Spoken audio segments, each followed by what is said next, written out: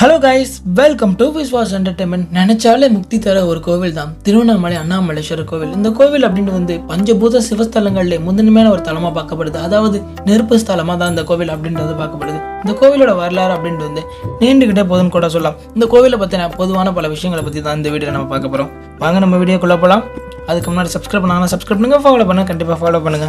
திருவண்ணாமலை அண்ணாமலேஸ்வரர் கோவில் அப்படின்றது ஆன்மீக ரீதியாகவும் சரி, ஆர்கியாலஜிஸ்டோட கருத்தப்படி இந்த கோவில் அப்படின்றது ரொம்ப ஒரு பழமையான கோவில் அப்படின்ற மாதிரி சொல்லப்படுது. எந்த அளவுக்கு பழமையான கோவில்னா 1100 வருஷங்களுக்கு முன்னாடி இந்த கோவில் அப்படின்றது கட்டப்பட்டுச்சு அப்படின்னு சொல்லி வரலாற்று குறிப்புல இருந்து அந்த கல்வெட்டுலாம் குறிப்பிடுதுன்னு கூட சொல்லலாம். இந்த கோவில் கட்டுறதுக்கு சேரர்கள், பாண்டியர்கள், சோழர்கள், சம்புராயர்கள், ஹொய்சாலேஸ்வரர், விஜயநகர அரசர்கள், அதுக்கப்புறம் நாயக்க மன்னர்கள், ரத்தார்கள், அது பல குறுநில மன்னர்கள், பல ஜமீன்தார்கள், அதுக்கப்புறம் ஏழை பெண் சித்தர், இது மாதிரி பல தரப்பு மக்கள், அதுக்கப்புறம் பல சித்தர்கள் கூட இந்த திருவண்ணாமலை அண்ணாமலேஸ்வரர் கோவில் கட்டியிருக்காங்கன்னு கூட சொல்லலாம். இந்த அண்ணாமலையார் கோவில் அப்படின்றது 25 ஏக்கர் பரப்பளவுல பிரம்மாண்டமான அமைஞ்ச ஒரு சிவஸ்தலம். இந்த சிவஸ்தலத்துல 9 கோபுரங்கள் இருக்கு, 6 பிரகாரங்கள் இருக்கு, 142 சன்னதிகள் இருக்கு. இந்த 142 சன்னதிகள்ல 22 சன்னதிகள் விநாயகர் பெருமானோட சன்னதிகள். இதுல 43 செப்பு சிலைகள் இருக்குன்னு கூட சொல்லலாம். இந்த திருவண்ணாமலைக்கு நவதுவாரபாதி அப்படின்ற பேர் கூட இருக்கு. இதுக்கு காரணம் என்னன்னா, அண்ணாமலையார் கோவிலை பொறுத்த வரைக்கும் 9 கோபுரங்கள் இருக்கு. இந்த 9 கோபுரங்களுமே 9 நுழைவாயில். அதனால இந்த கோவில